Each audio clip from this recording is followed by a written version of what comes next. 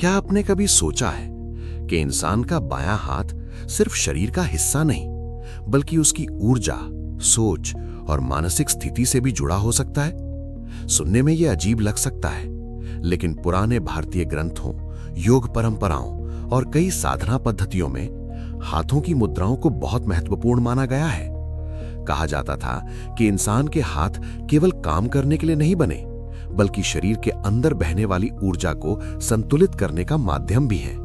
और शायद यही कारण है कि पुराने समय में ऋषि, साधु और ध्यान करने वाले लोग घंटों तक विशेष हैंड मुद्रास का अभ्यास किया करते थे।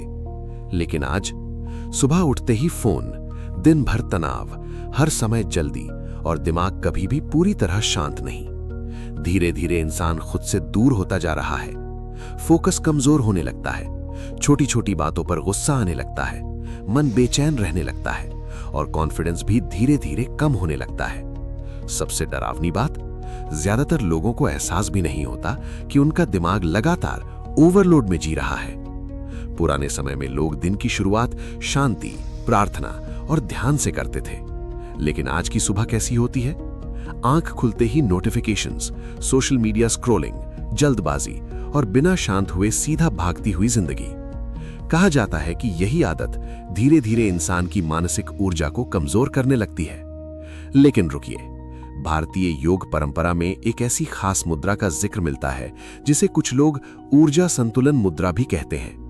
माना जाता है कि अगर इंसान सुबह शांत मन से कुछ मिनट इस मुद्रा का अभ्यास करे तो उसका मन धीरे धीरे स्थिर महसूस होने लगता है।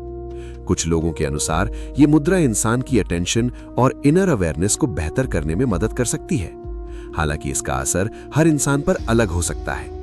कुछ लोग इसे सिर्फ मेडिटेशन टेक्निक मानते हैं, कुछ लोग स्पिरिचुअल प्रैक्टिस और कुछ लोग इसे मानसिक रिलैक्सेशन का तरीका कहते हैं। लेकिन आखिर ये मुद्रा है क्या? पुरानी परंपराओं के अनुसार इस अभ्यास में इंसान अपने बाएं हाथ को विशेष स्थिति में रखता है और कुछ देर तक अपनी सांसों पर ध्यान केंद्रित करता है।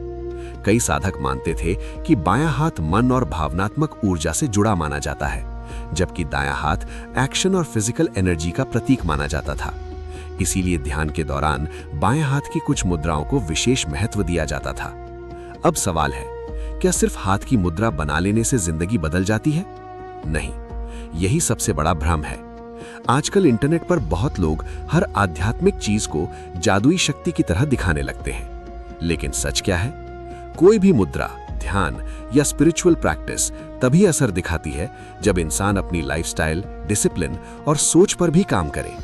अगर इंसान पूरी रात स्ट्रेस में रहे, नींद पूरी ना करे, दिन भर नेगेटिविटी में रहे और सिर्फ 10 सेकंड हाथ की मुद्रा बनाकर मिरेकल की उम्मीद करे, तो ऐसा प्रैक्टिकली पॉसिबल नहीं माना जाता। लेकिन हाँ, अगर इंसान रोज कुछ मिनट शांत बैठना सीख जाए, अपने थॉट्स को ऑब्जर्व करे, धीरे धीरे डीप ब्रीदिंग करे और खुद को डिस्ट्रैक्शन से थोड़ा दूर रखे, तो उसका दिमाग पहले से ज्यादा काम महसूस कर सकता है। इसी वजह से आज पूरी दुनिया में मेडिटेशन और माइंडफुलनेस को लेकर इंटरेस्ट तेजी से बढ़ रहा है। कई लोग सुबह कुछ मिनट साइलेंस में बैठते हैं, कुछ लोग ब्रीदिंग एक्सरसाइजेस करते हैं और कुछ लोग मुद्राओं के साथ मेडिटेशन करना पसंद करते हैं।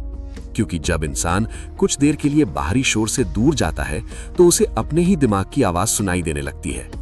और शायद यही वो चीज है जो आज की तेज भागती जिंदगी में सबसे ज्यादा खो चुकी है।